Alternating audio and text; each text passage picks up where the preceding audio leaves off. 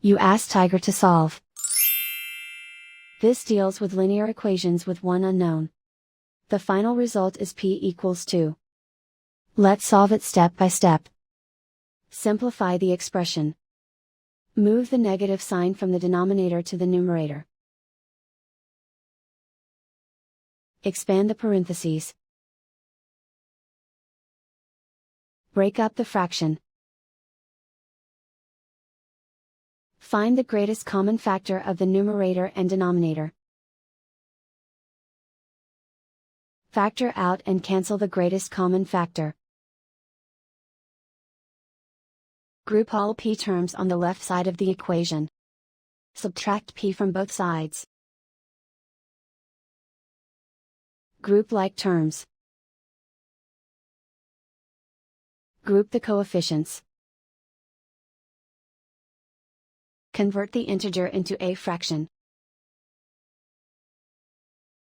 Combine the fractions. Combine the numerators. Group like terms. Simplify the arithmetic. Group all constants on the right side of the equation. Subtract 2 from both sides. Simplify the arithmetic.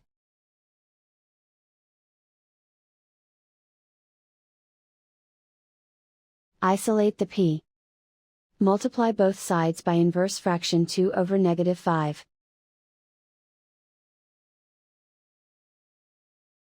Move the negative sign from the denominator to the numerator. Group like terms. Multiply the coefficients. Simplify the arithmetic.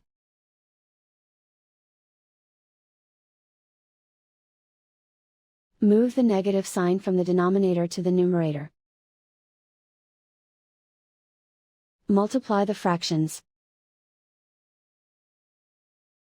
Simplify the arithmetic. And so the final result is p equals 2.